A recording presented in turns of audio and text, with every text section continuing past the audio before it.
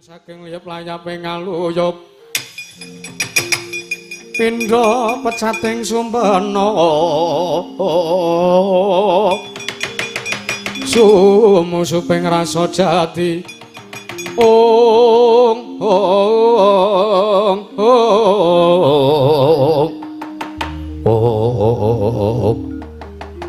tan kamu saking pus manjing wonten ing gumit sanggan sangarup nanda ganyaka capuk nenggih Nalendra Imbale Ranti nenggih jejuluk Sang Nata Prabu Sakra Sangkara ingkang awisajaring marsata krontening parwatan pecerabakan ing kutha Runggu pating bleper pating colot kaya maling golek dalan.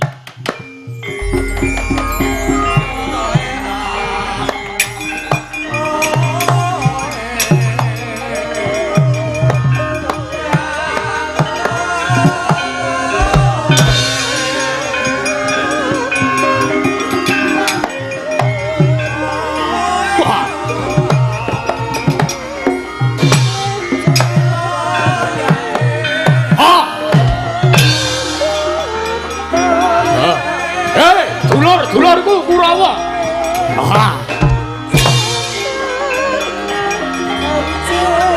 Lele.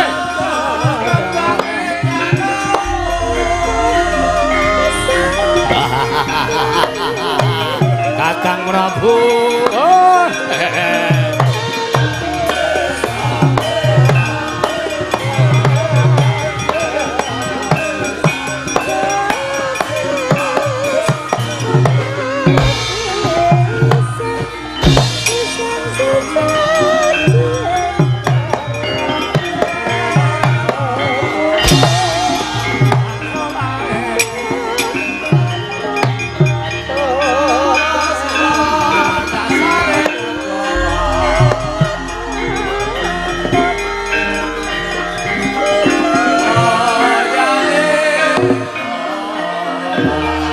Kowe ngopo? Mejem.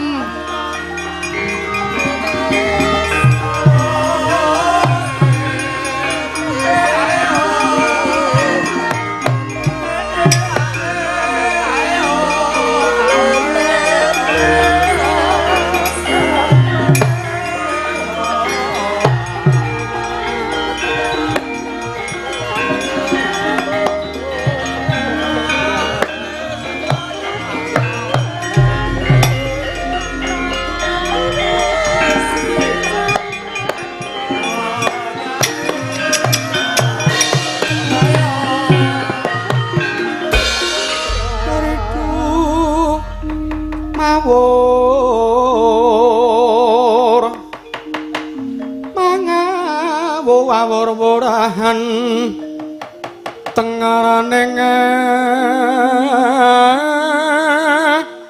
jurit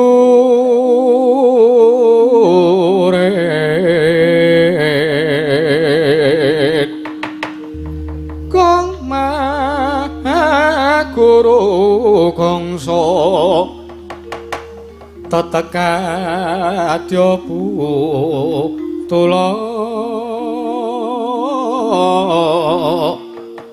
wara panjriting turangga esti rakata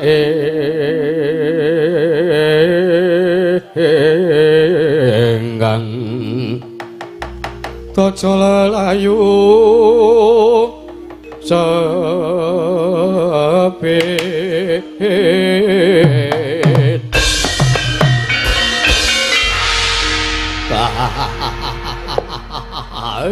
Ratala. Orang gosike Kakang Prabu.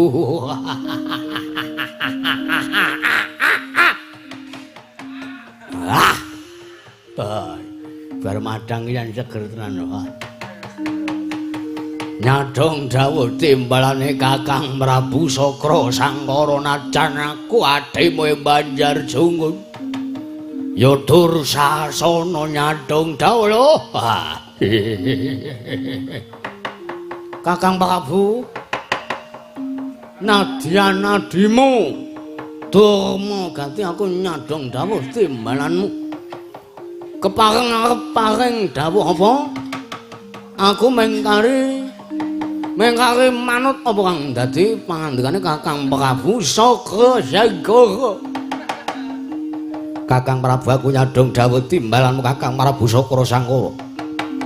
Wirata jagat pangestu Rayu Bathara jagat. Oh iya.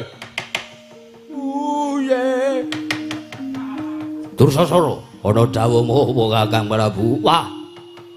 Wirang bebarang yen aku ora bantu sarta aku ora males budi marang bapa guruku ya bapa gurune awake dhewe.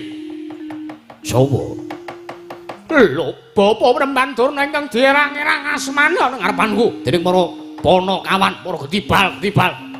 Malah nalika semana uga wis nantang marang Nalendra Baleranti.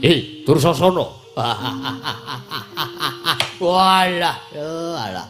Kere-kere iki sugih kendel bondo wani marat keladuk wani kurang teduga. Wah, sapa kok Prabu? Kere-kere sing dimaksud sapa? Apa Petra? Apa Bagong? Yo, pancen kuwi. Sing pengangkae bakal mapak tumurun ing Wahyu Makutha Rama ana ngersaning Sang Bekari Kesawa Sidi. Nanging aku ingkang mepalangi, aku ingkang ora ngeparangake. Merga Wahyu Makutha Rama sakmeka bakal kudu tumedhak ana ing Praja Negara Ngastina. Wah. Ya wis. Keparenge Kakang Prabu piye? Keparenge Kakang Prabu Sakara Sangkara. Ayo Kaki. Sadurunge sinuwun ngawangga ingkang maju ning pabaratan. Luwih dhisik, ayo. Dikatoke budine awake dhewe. Diketoke kaprawirane. Kere-kere kae diundurke. Ora sah sampeyan, ora sah Kurawa 100 Dursasana dhewe ngatasi, Gru. Anggep kaya apa? Sing dadi nyatane wae. Sayuta ngarsa sekedhi wuri. Panakawan wis sumbar kelawan Nalendra Baleranti. Yo, ayo tandangi bareng-bareng Kakang Prabu.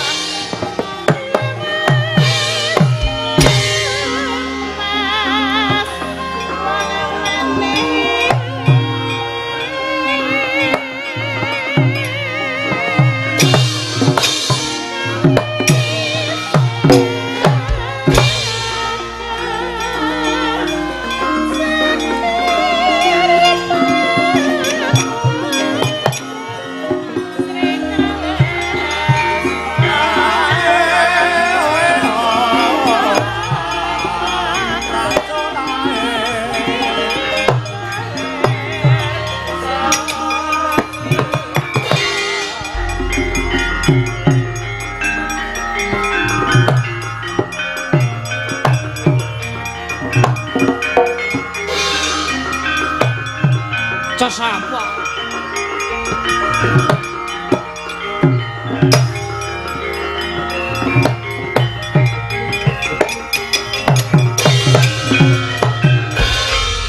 Tinata tilamun katututan lamun mangsa prawira digdaya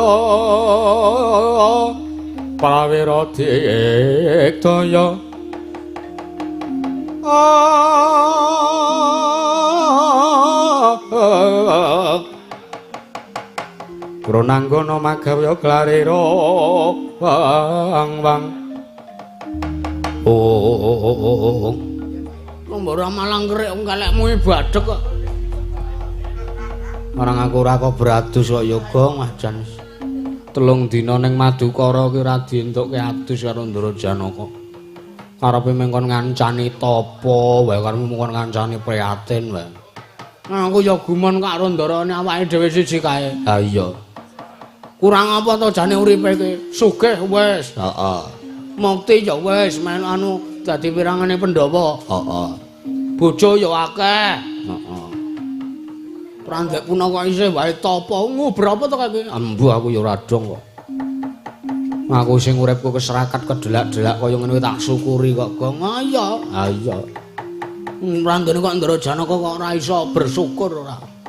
Ya mbok wis men mbok menawa darmane ngono kok. Heeh.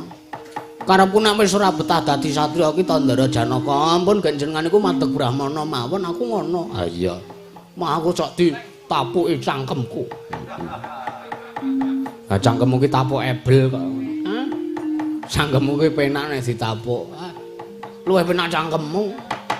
Wis tau jajal cangkemku apa? Wis. Wis ki piye nek kaya ngene iki? Piye apane? Delok kae. Oh, alah, Gong. Ratu mbalik ranting ki ranting ora nggawa wadyabala. Heeh. Ane kae delokne kae. Kurawa dampyak kowe, Gong. Wah, lah kok do nggawa gaman sajarep ngrocok karo awake dhewe. Ngrocok. Pecah siramu nah. Lah kowe ngomong ya klara-klaru ora cetha kok. Ono cangkemmu marep rono kok aku nang mburimu ngomong sing seru, ngrocok gaman karo awake dhewe. Lah ora ngono. Ora penampane iki rasane ora-ora to aku ora pati krungu. Arep ngranjap gaman. Nah, ngranjap ngono wae dadi aku ora seleng surup. Ah iya. Heeh. Ketoke tembus simpenku mabengi. Apa? Aku ngimpi dirubung manusia sendok. Arep dirubung Kurawa. Aku Kurawa gedhe madange tok. Ha piye ki apike piye? Nek apike ngene ya, Tru. Piye? Matur Ndara Janaka wae. Matur piye? Iki awake dhewe mulih. Heeh, terus. Awake dhewe mulih matur apa enake den iki saingane sene sinten-sinten, saingane le sampeyan arep gaya wayu niki guru panjenengan piyambak, Begawan Durna sing arep sajak mbebeda lakune sampeyan. Ngono ya, Gong. Heeh. Ning nek aku ki arep kere iki pambeganku satriya kok. Tinimbang mundur wirang luwung nang kene mati dadi batang tak wujuti. Ah karepmu rak terus kowe nek mati mungsuh Kurawa terus kowe arep dipendhem nang Taman Makam Pahlawan ngono apa piye? Awe iki mengkere mbok yo mawas diri. Ayo wis. Bali wae yo. Ayo. Anoman Pracandha Seta. Lho. Anoman lha iki.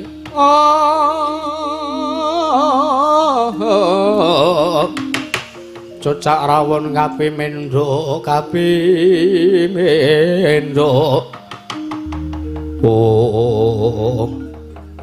Lurah Petruk kalian Ki Lurah Bagong badhe tindak dateng pundi Ki Lurah? Arep bali man ngapa kowe? Nek arep nyilih det kene iki ora nggone wong dedet.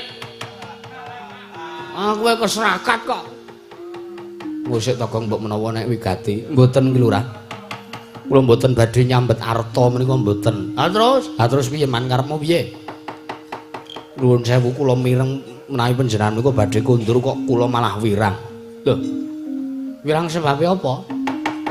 Nuwun sewu. Panjenengan kekalih menika rak nglabuhi dhateng ndara kula. Inggih menika pun Ndara Janaka inggih Raden Janaka. Heeh, terus lah nuwun sewu. Anggen panjenengan badhe nglabuhi kalian pun Raden Janaka menika badhe gaya wayu Makutharma menika sainganipun Marasata Kurawa. Heeh, njenan. Lah nuwun sewu. Anoman niku ngrasake labuhane para Ponokawan kelebet panjenengan kalian Kyai Semar Badrana yen menika sampun mataun-taun lho. Iki lho ra. Kula menika sampun kathah dipun biyantu kalian pun para Ponokawan. Ugi para Pandhawa menika ugi sak biyantu dhateng gesangipun bot repoting gesangipun ingkang abdi pun Anoman. Terus ngarepmu menawi dharaturipun ingkang abdi pun Anoman panjenengan boten sisa kundur cekap lenggah ingkang sing wonten mriki mawon. Ideping tekad kula menika badhe males budi, males anggen kula gadhahi utang budi kalian panjenengan iki Lurah Petruk Kantong Bolo kan pun Lurah Bagong menika lho. Terus kowe arep ngopo man? Kula badhe ngunduraken para sata Kurawa ki Lurah. Sik, kowe omong ngono kuwi tenan apa ora? Ih, estu lahir terus sing batin.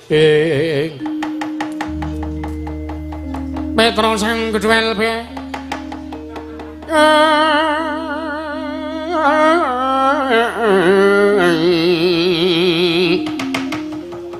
Prabu Kandang Boleng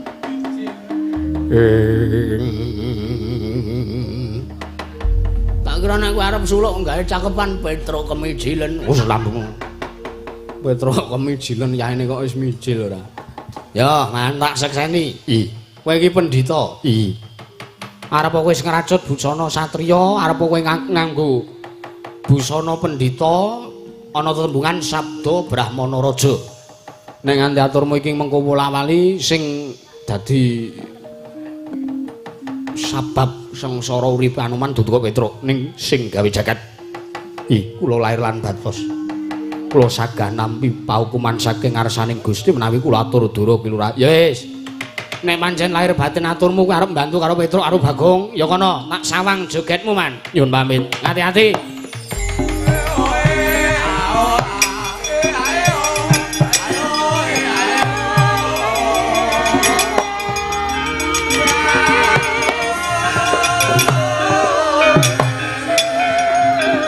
Kancane diwangi kok ya kono. Ayo delok, ayo.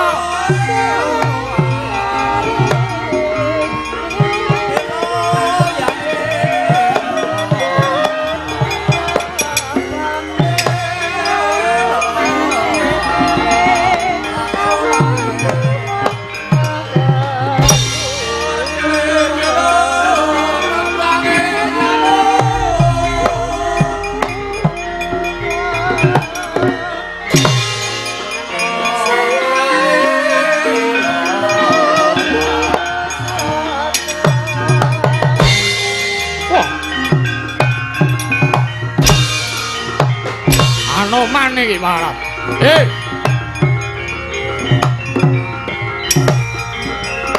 Wah. Wah.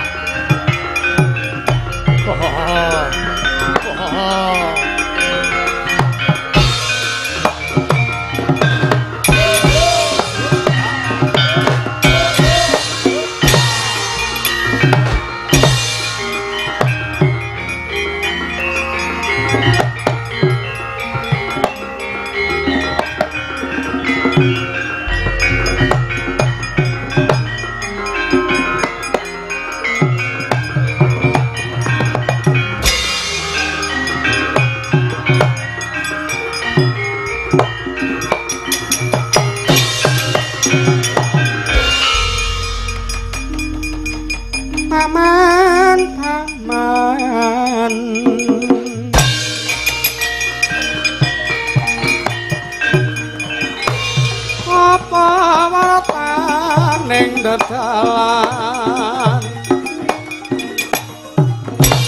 ning dalan akeh wong mati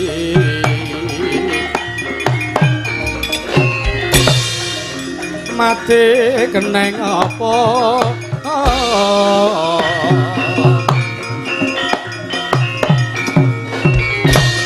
mati dikaning moyo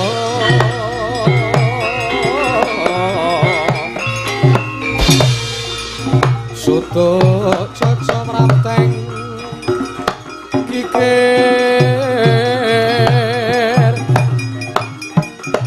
sok manyo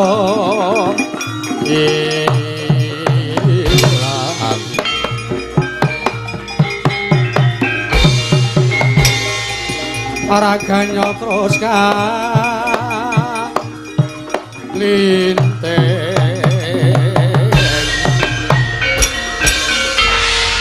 Wah, saya tuwa ora saya mendol mas saya ndodro kowe parat. Hei, Arwan. Ora pangling. Ki arep nganggo topi ning raine Kartomarma. Ayo. Wah, kowe ora pangling karo aku, apamu sing tak pangling. Saka rupamu, saka dapurmu, saka wujudanmu. Wiwit biyen nganti seprene Anoman kuwi apal. Luwe-luwe pambeganmu sing kaya setan kuwi bangsat. Wah, ngilani karo diadani Kartomarma. Ayo apa-apamu. Kowe belani karo kere-kere kae. Dudu kere-kere kae sing tak belani, dudu Panakawan kae sing tak belani. Nanging aku mbelani marang laku darmaning satriya, najan aku wis ngarajut busana kasatriyan mulya aku ngrasuk busana kabrahmanan. Nanging taunana windanana nganti besok Anoman tekaning pati, aku tetep duweni jiwa satriya. Kurawa kuwi luput. Kurawa kuwi kleru. Mula aku kudu mbelani sartane aku kudu benerke. Mbelani marang perkara kang adil. Sarta mbrasta perkara kang angkara murka. Walah, ayo ceramah wae kowe ket biyen kowe. Kowe iki meng kewan kok nyeramahi menungsa lho kowe iki. Kowe nek nang nggonku kono kuwi meng diobong urip-uripan kowe iki. Mergo kowe dadi hama tetanduran. Apa-apamu aku ora wedi, arep mbok obong aku wis tau diobong. Jaman para Budasa muka mbiyen ana lakon Anoman obong, aku diobong nanging aku ora kobong. Malah mekar salirane Gusada. Awakku dadi gedhe Triwikrama. Ora sah umuk, kowe Kurawa ki nggone wong umuk. Nek ora tak kendeli umuk luwih kendel. Ora-orane Kurawa bakal mendha karepane. Ayo, apa-apamu? Kowe ngejak apa tak ladeni jogeta sak maremu tak kendangi. Wah. Keparat menungso ora tatanan kowe Anoman. Kaya wis kendel-kendel ya. Para jiwa bekalan Brahmana pati kantoran bau cekel sabuk milang tatu gasik-gasik kejote pati. Kowe apa aku sing tekaning pati? Maju jangka ora bakal tak tinggal loncat. Yo, ora minggat tak kebiri lo jual gua beli.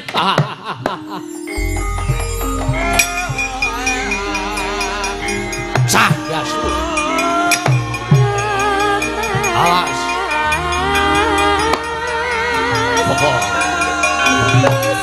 Ah, weh. Waduh. Awas.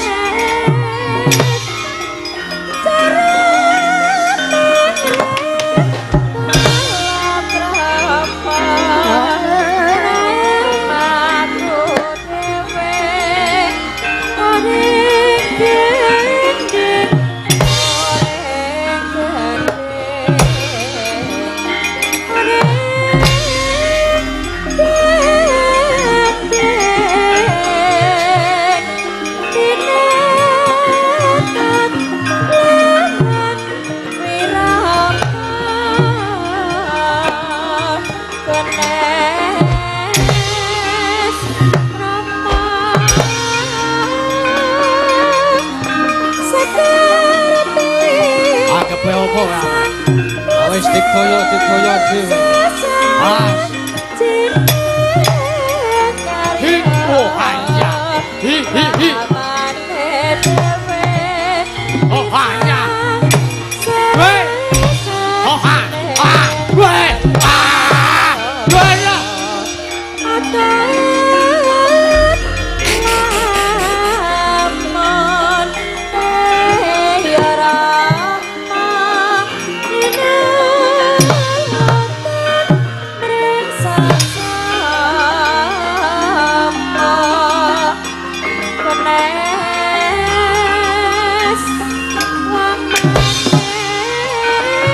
Wah, keblongan pinjo.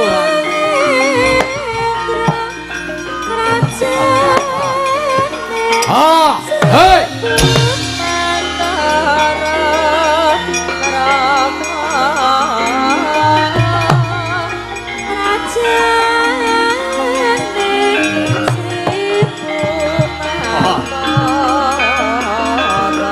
Melirik.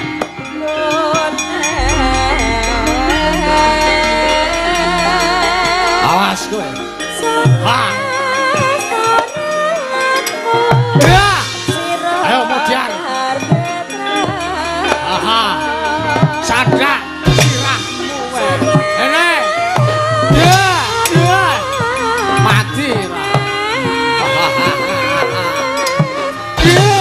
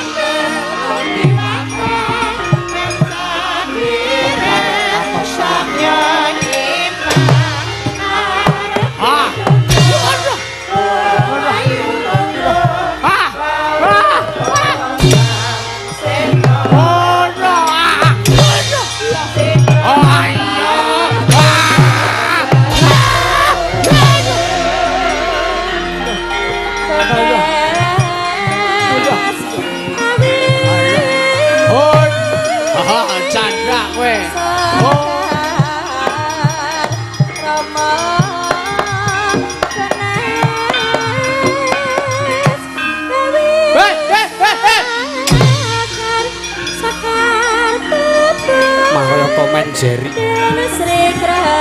Ah, wit. Oh haya. Oh ah ah ah. Wah.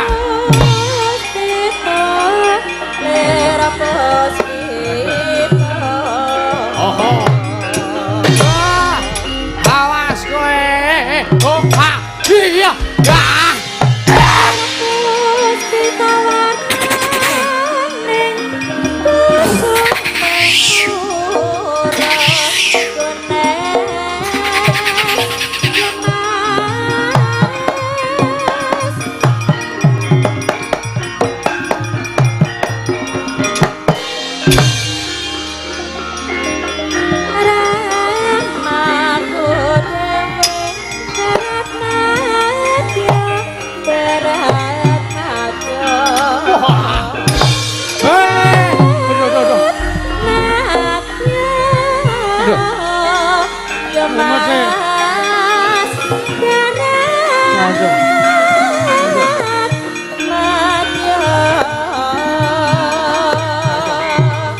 Kira aku ora iso males kok. Rene.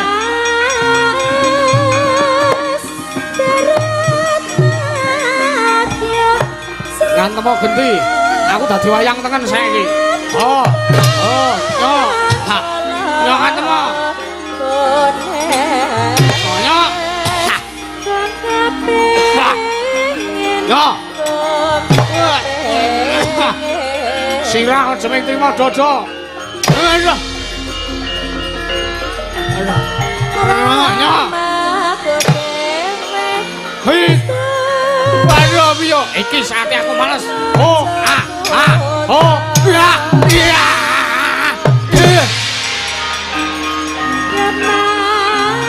Oh, anggap apa? Oh. Rene.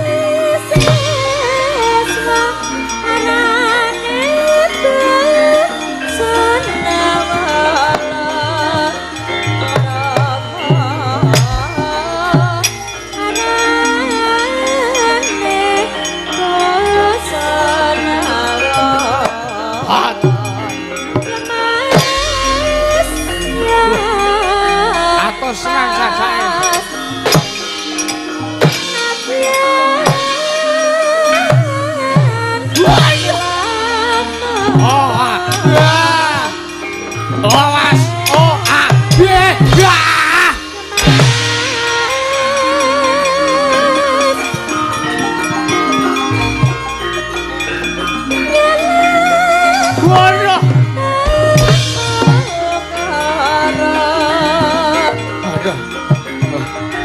Isih eling aku.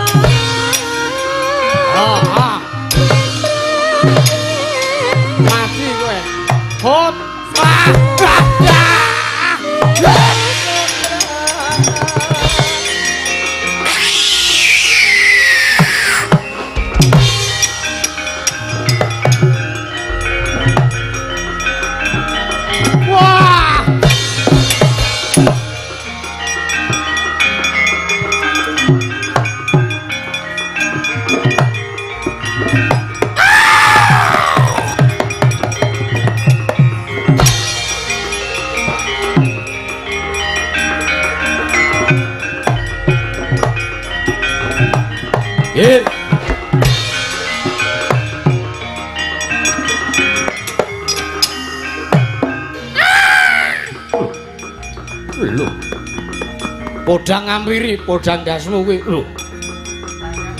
Iki manuk iso omongan. Ayo apa-apamu? Garuda Mahambira tandhing ana wah. Sugih kendel Bandawani.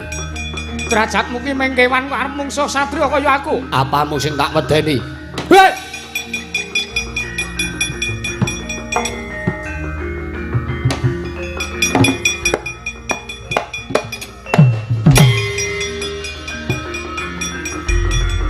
Asem sirah kok diteleki. Rene. Nek pancen kowe satriya mudhuna aja ning dhuwur. Anggepe apa?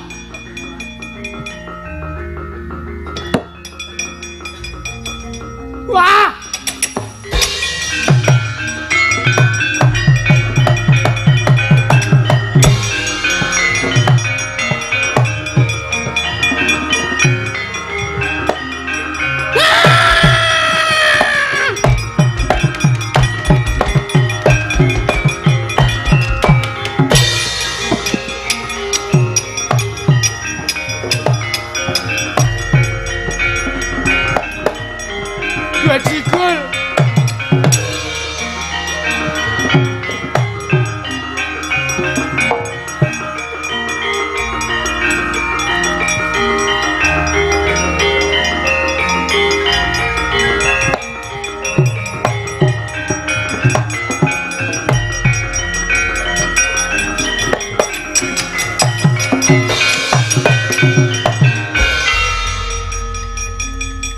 Kok mundur le? Manawe iki urung tatu kulitmu. Kowe urung sengkleh pundakmu. Cangkeme mbok sing apik nek omongan kuwi lek. Lho. Wong kok malah dicangkem-cangkemke. Ora sida perang. Ah ngapa kok ora sida perang? Mungsuhe gajah. Ana karo gajah kok wedi lho. Sik. Apa? Iki rak dalam rangka. Iki rak ceritane ngundurke Panakawan to. Heeh, anu iya, anu nggih. Ha kok dadiane gajah barang iki. Ceritane niku ngeten. Heeh. Cantrike Begawan Kasiden niku Kesawa Sidi. Hah? Kesawa Sidi, ora kok Kasiden. Dudu Kasiden? Dudu. Oh. Kesawa Sidi cantrike niku ra kewan-kewan. Heeh. Terus cantrike niku bangsa Anoman. Heeh. Terus kula wau keti enten Garuda Mahambika barang. Terus niku gajah niku sing maju. Lah mulane kula wedi mundur nyuwun solusi panjenengan. Lho. Dur. Anu pripun? Kowe iki nek dong iso muni R nek dong ora iso muni R. Nggih ngaten iki kula niku. Kula niku wonge dong-dongan kok. Nek dong kanca, nek dong ora. Nek dong nerima, nek dong ora. Ngoten niku. Pokoke wiwit bulan wingi niku kula mangkat wayangan teng pundi-pundi niku sakniki ming dhewe. Wis ora karo kanca. Oh, lah biasane kae kanca nika kanca, kancamu tenan. Nggih. Lenang Dede sing wedok.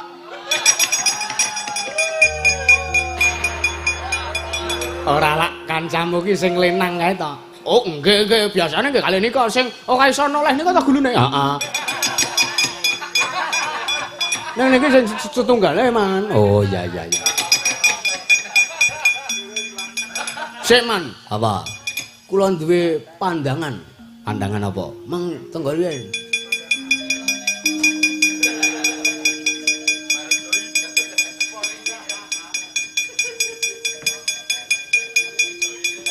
Delok niki. Apa iki wong maju perang kok nggawa mercon? Mercon iki ampuh, Man. Ampuhe. Niki kula jejelke teng telalene gajah nika. Heeh. Posisi mercon iki ajeng urip. Heeh, terus gajah mbledos. Sak telalene sak sirahe gajah mbledos merga dayaning mercon menika. Arep tok jajal. Ajeng kula jajal. Kula pun ngesaki rek. Lho bisa muni R kuwi. Iso dong-dongan. Kula niku dong-dongan. Kula pun ngesaki rek. Nah, napa? Mang delok, Man. Iya. Anggepe apa ana gajah kok nyepelekke karo Durma Ganti kok kepakat. Amuk Suramarta, Jaya Marata imbangi yen padha-padha. Gajah elepen. Sapa? Gajah elepen. Gajah Setu Bondo. Lah, elepen iku bahasa Inggris. Oh iya. Sa Inggris lu. Ya kaya kowe. Telalemu tak bledosi mercon mati dening aku kowe.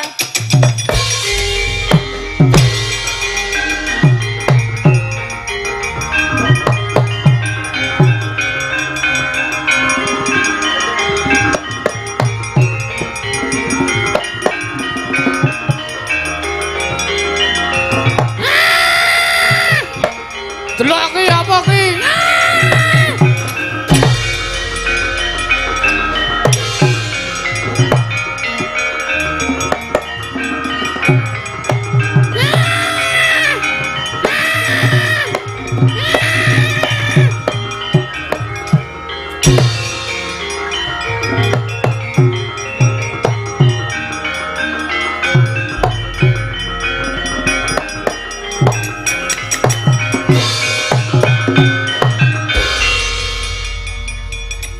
Maksude apa? Gajah semono gedene mung Sadharma ganti semene cilike kok. Kowe jereh getih wedi mati kowe, malah mlebu guwa. Ayo, aku ngerti kowe. Kowe ketok telalemu kowe. Telale kok buntet. Nek biasane telale iki anu ae. Kaya ireng ae, bolongane iki wanengen iki bolongane kok ming tengah ngono. Weh, kudu telale, Dek. Rumangsamu apa kowe? Ya tak semetke mercon.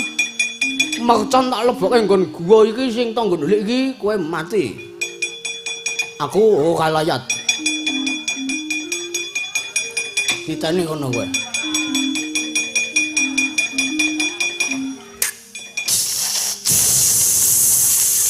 Mati kowe. Yakin modal tenan kowe saiki. Lho.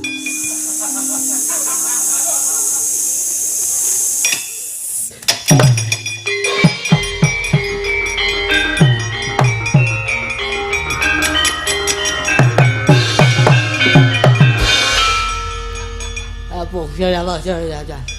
Acu.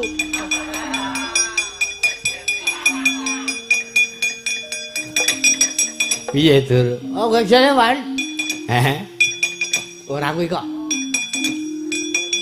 Cangkemmu mamrak-mamrak cangkemmu iki.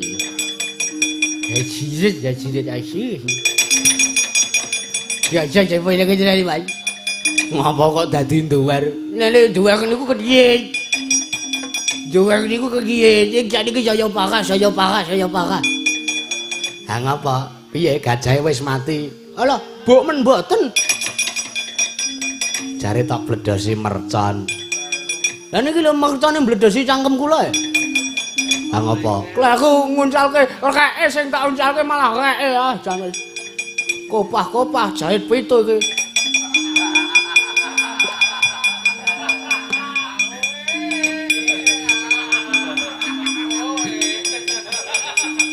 Kowe kok aneh-aneh to, Dur. Mboten kali aneh-aneh, Man. Kula niku kebledosan mercon. Ora tiba, mboten. Nggih, jane niki lho, cangkem kula sing dhuwur niki lho. Niki lak nggih kopah-kopah mergo tiba Dek. Tanggal 8 esuk niku to. Heeh.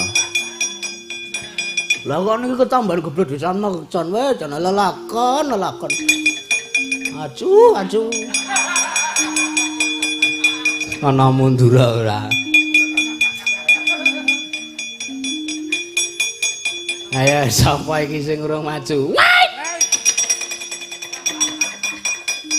Ru. Hara. Ru mangsane apa? Kira kula urung kalah ngoten napa pripun? Urung menang, urung kalah, urung menang napa pripun? Dikira kula urung maju. Mung suwe sinten man? Mung suwe komplit le. Anoman nenek. Waduh. Terus kok terus iki lah. Garuda Mahambira. Gajah Setu Banda, Petruk karo Bagong. Mangsu minggir. Kuku kula duwe pusaka ampuh. Apa? Mang tonton.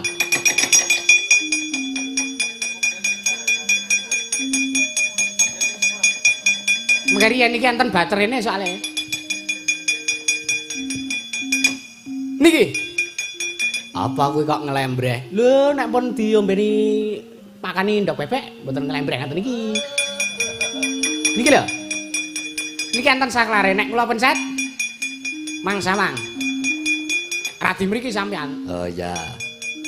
Pak ndelok pusakamu kok apik. Apik mawon. Mang Sawang medun. Heeh, iki kok kaya bathok. Dudu. Nene iki sesanes bathok. Lah apa? Pun pokoke Mang Sawang kula pencete saklare. Iya. Oh. Lho. Ha kok alon-alon ngadeg. Nggih ngadeg niku nggih alon-alon. Mboten iso dipeksa. Oh, iki tak pencet pisan ngene iki. Nggih, tak tambale kula pencet pisan ngeten iki. Heeh. Terus nek mbok pencet pindho ngeten iki.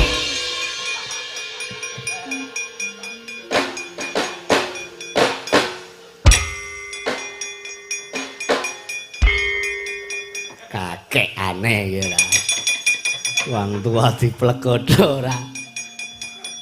Ngapunten man rada mundur sampean. Iya. Niki lho mang delok, kula pencet. Ah. Ah ngeten niku. Oh ya ya. Coba meneh. Ngeten iki ya. Des. Ah, des niki kula iso ngantem tanpa menyentuh. Oh ya. Sing nyambut gawe pusaka kula niki Mang Sumikir Petro kalih Bagong tak ndang. Wis kana. Kurawa kok terobosane aneh-aneh ya ora. Endi sing pusakane mercon. Ayo umume pusaka ki tombak karo pedang. Cangkeman sampeyan niku. Hus. Wong tuwa kok dicangkem-cangkemke ora. Rumangsane apa? Maju gong. Oke. Dikira kene wedi. Ha iya. Delok kae citraksi kae. Heeh, mbuh kanggo apa kae, Mbuk? Widyandara Cintraksi. Iya, Petro. Nggih. Ngastana apa niku, Ndara?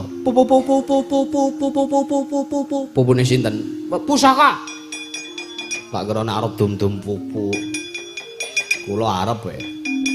Gegek eneng pupu tuwek. Hus. Tuweke tawake. Petro. Pripun, Ndara? Kowe kuwi batur. Nggih. Aku bendaramu. Terus kewajibe kowe nyengkuyung karo aku, kowe misungsungake bekti karo aku. Serananipun kowe gelem tak antem nganggo pupu pusakaku ya Petro. Oh nggih, nggih. Manut kula niki ming batur kon ngapa mawon manut kula. Wah niku sarung tinju to, Den. Bener. Coba mawon diantemke teng kula. Kok tak pencet. Nah, iki tak pencet iki, tak pencet pisan ngene iki. Nggih, ya. Gek nganteme kapan? Delok iki. Weh, lah apik ngoten. Niku otomatis. Oh, otomatis. Nek baterene arep tuku ya. Mbah. Ajeng kula nggih napa? Mbok menawa nggo nampuki bojomu. Iso kula tapuk dhewe. Nganggo apa? Lontrong gondro. Kok aneh-aneh kok ora. Wong kaya ngene iki ora main bojo kula.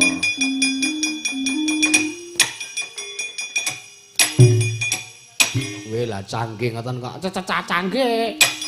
Nah, ning kok ora lara niki. Waduh entek baterene Petro. Sik tak deloke. Heeh. Kula dereng marem kok sampean antemi dereng marem kok. Heeh, sik tak utek-utek iki, tak utek-utek. Lho, kok marem rene? Lah kirangan niku ajeng napa?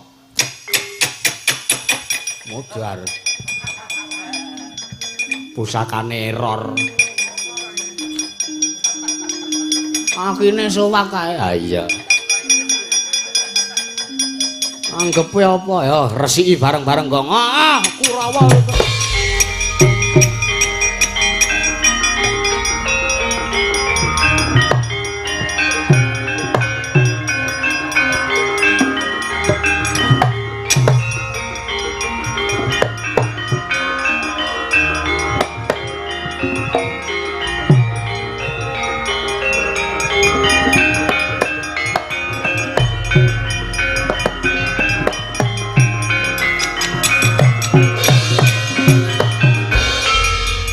Sengguni kula wonten dawuh nggih. Walah keparet. Lah kok dadi menika anoman ewang-ewang. Ngrewangi lan nglabuhi kaliyan pun para panakawan menika lho. Lah kula piyambak ugi mboten ngertos. Ya iso dadi critane piye?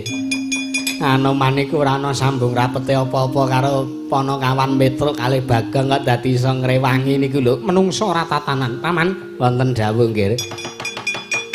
Panjenengan kula aturi lenggah wonten mriki ingkang sekeca. Nggih, keparengipun. Menika Anoman ingkang mibar wonten Gegana.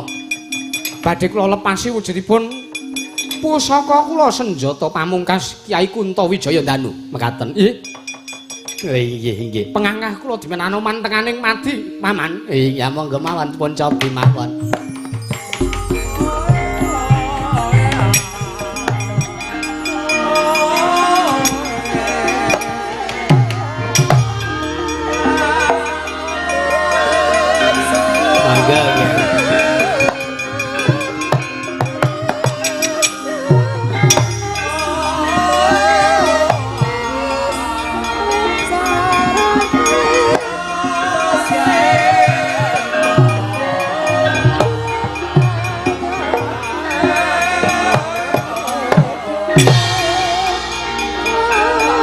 Mati dening aku kowe.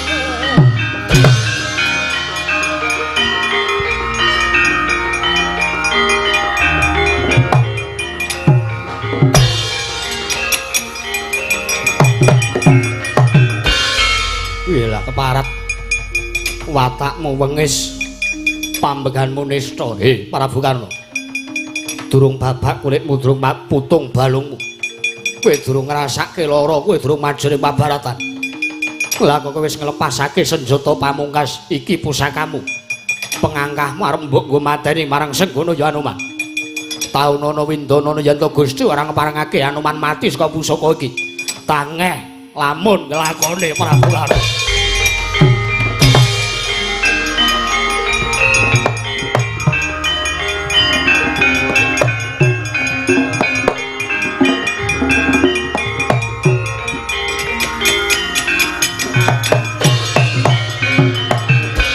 Sirine serat iban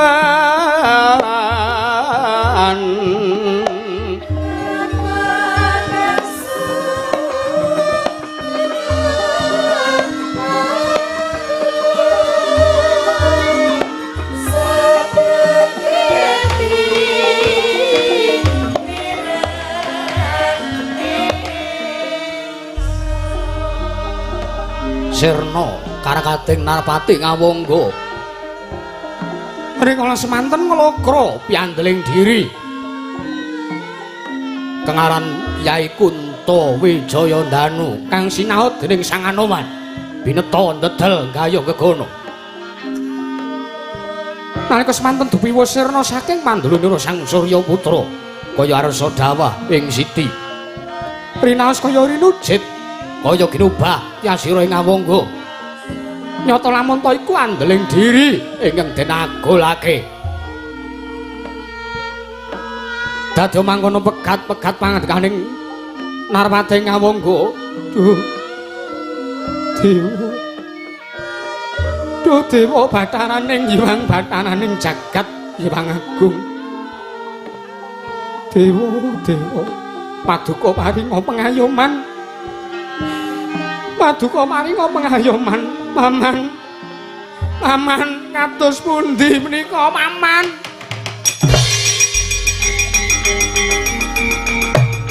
ya ngalang lah mundur mawon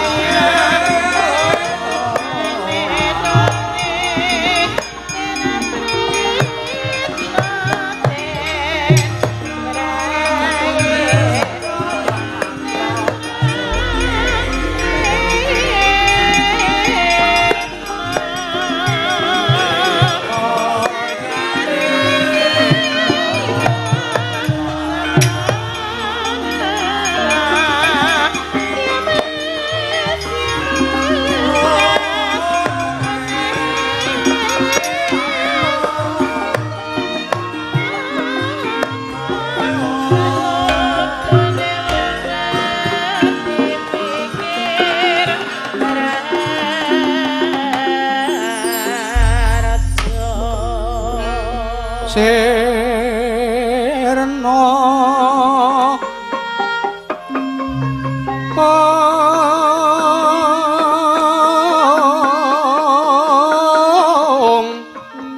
kumaraning wiyat mandyan kumlebeting tujo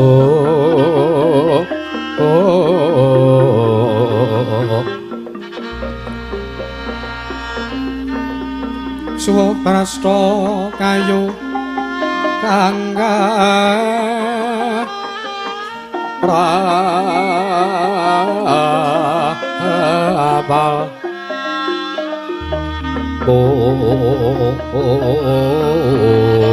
puspita anjrahing bumi aran mawur kadiuping angin kukil ambar sumebar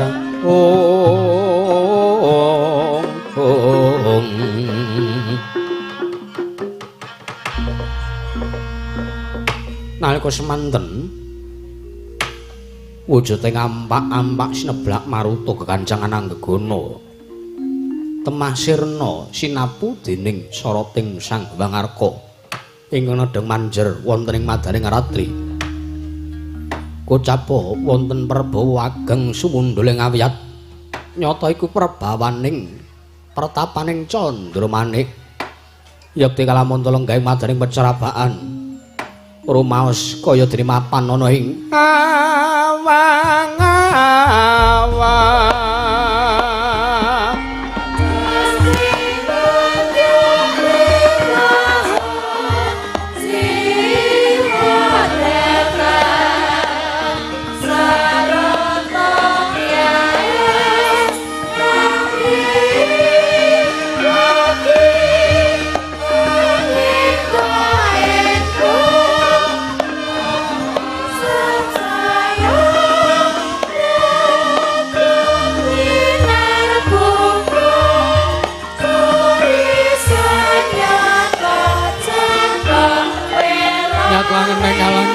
Gelar Wandan Monsara Pinon lerete konang surem sorotetan padang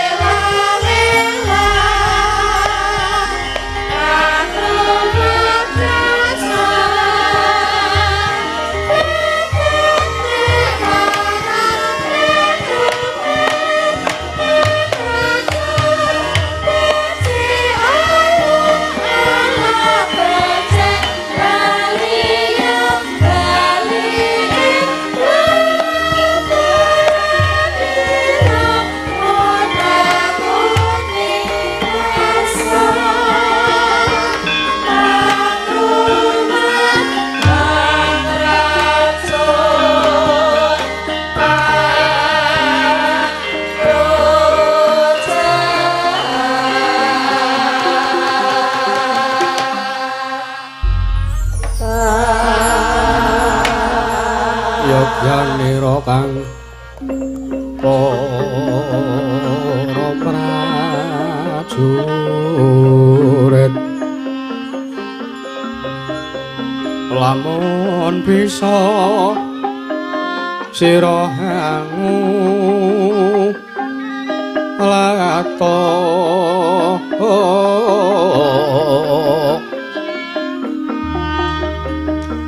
kati ngene caritane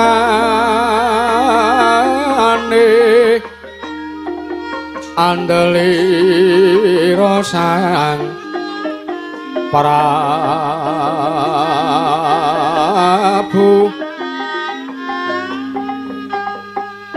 ya jagat pangestu ora ya Bathara jagat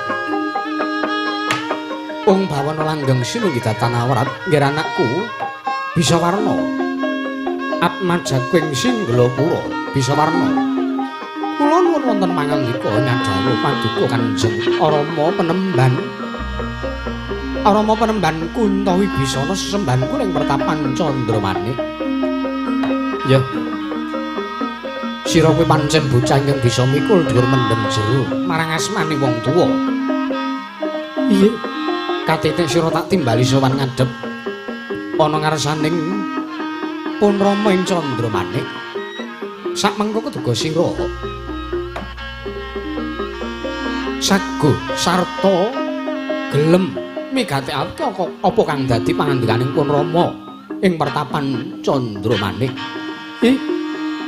keparang dawa paduka kados pundi Kanjeng Rama sareng paduka paring dawuh ingkang kathah Padaring sabda pangandika kathah-kathah paring dawuh dhateng kula amejang dhateng inggeng putra ing Singgalapura babakan anggen kula kadhawan gula mentah sangjaning para kawula dasih wonten praja-negaring Singgalapura kula wonten dawuh mesti wae tuwa tandha pitakon sajroning atimu ya nggih kena ngapa lan apa kang dadi darunane wontenipun Rama paring dawuh kang mangkono kabeh iki tak aturake sarta kabeh iki tak dawuhake ana ngarsamu marga pun Rama iki ora suwe meneh bakal nilarake kahananing kadonyan pun Rama bakal nekani mangsa kalane pun Rama bakal muksa dibanjut dening dewa tumrap mapan ana ing tempat suci nggih Atmajaku Ong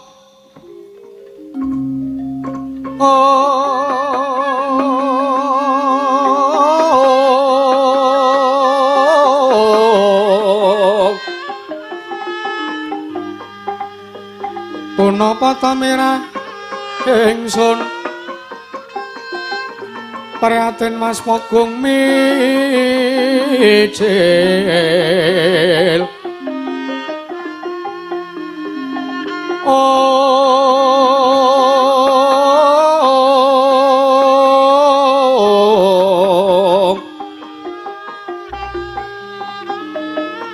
tudatan mbok karya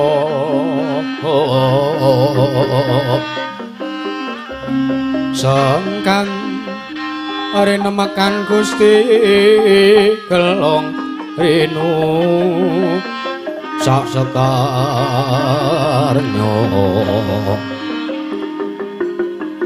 aran mawar gambir melati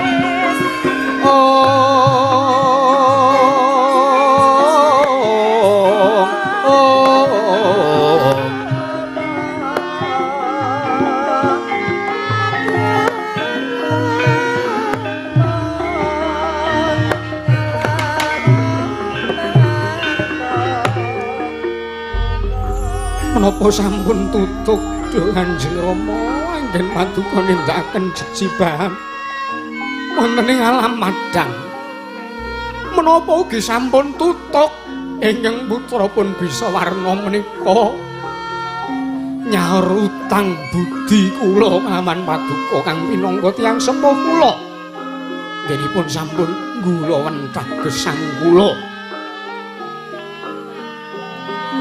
pun Rama bisa matur kabeh iki mau merga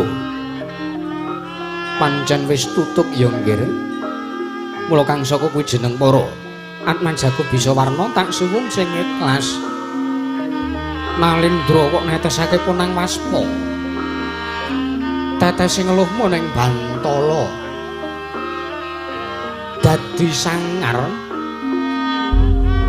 lan bakal gawe kucem asmamu minangka Nalindra ana ning Prajan Goreng Singgalapura wis tak suwun nggonmu mujudake nggonmu nyaur utang budi kelawan wong tuamu aja kanthi wujud nggonmu tresna ngopeni marang uripe wong tuamu nanging apa ingkang wis tak dawuhake akeh-akeh iki mau nggonmu nggula wentah kanan negaramu nggonmu nresnani marang karo kawulamu kuwi cakna kuwi gatekna sartane kuwi tindakna kanthi tulus lair lan batinmu kang mangkono iku wis mujudake nggonmu males budine wong tuamu menawi ngaten kula nyuwun pamit Kanjeng Rama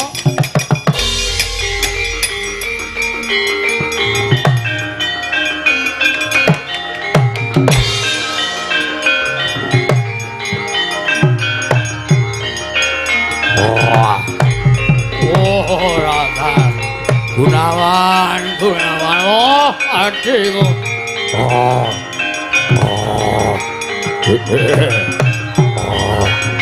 aduh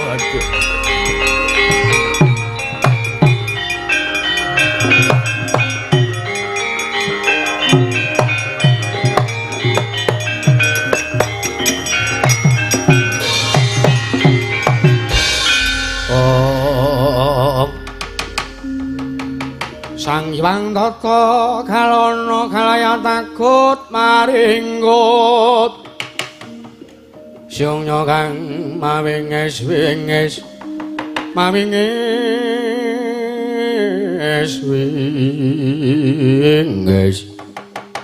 Kura rupa reka kiri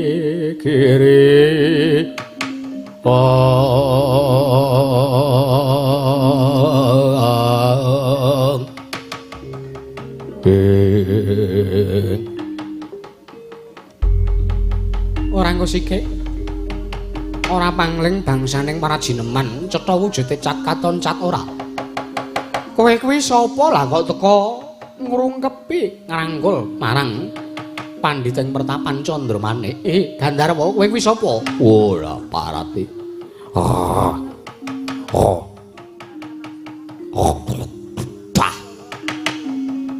parat kowe adi ngilang-ilangke lho aku mbok anggap aku adimu ki tegese piye oh alah Gunawan aku ki kakangmu ing panglebur gongso ingkang urung entuk dalan padang kakang Mas Kumba Karna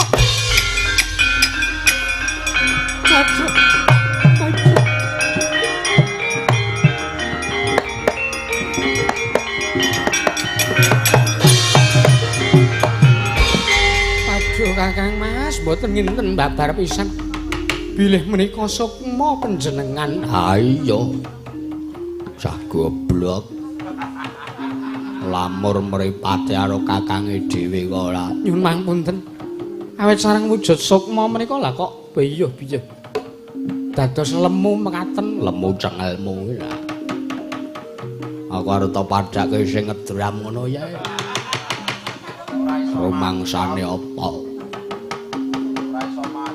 Waduh Gunawan aku tulungono Gunawan aku durung entuk dalan padang sukmaku mamung kedelak-delak lakuku iki piye Gunawan iki Kakang Mas nggih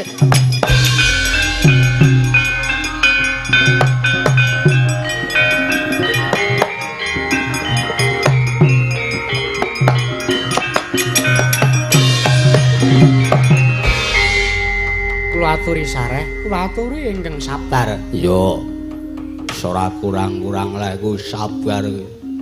Kakang mumbarepe lho. Sinten? Rahwana ya Kakang Dasamuka iki kakekane kok nyenan. Aku diapusi jarene swarga bul swarga pangarantunan kuwi papaning sukma ingkang urung entuk dalan padhang.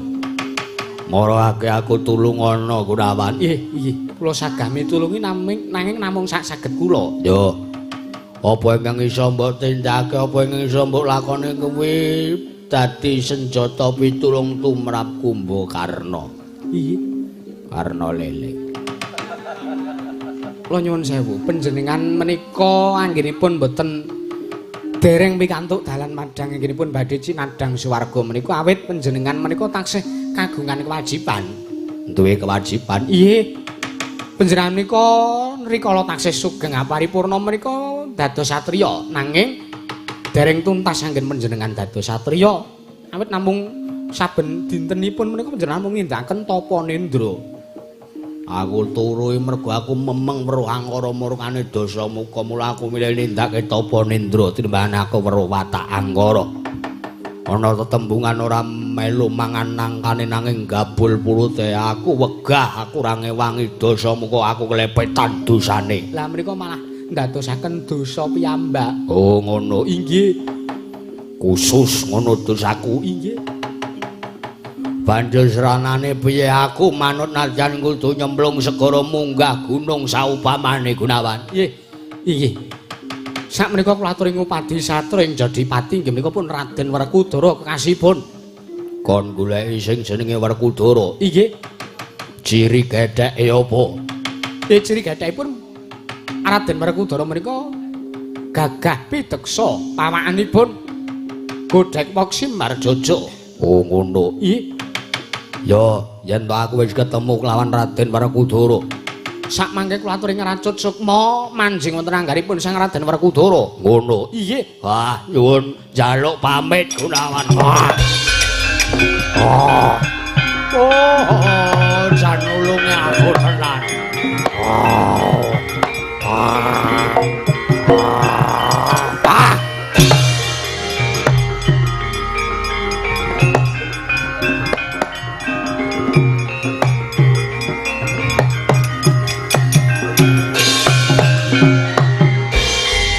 Nadan wis arep sowan ngarsaning Gusti nanging uga ana kewajiban ingkang durung tak tindakake. Krungu kondange pekabaran padha ngandhake yen to ana pendhita ingkang mulang sarak pakartine. Merga ngedeke pertapan sak geleme dhewe ning Gunung Kutarunggu Kamaka Gunung Kutarunggu kuwi kebawat keperintah negarane Majaku ya anakku ing Singgela. Penemban. Kowe ora bubar. Nggonmu nganake pawiyatan kelakon aku tegel kelawan sira Penemban.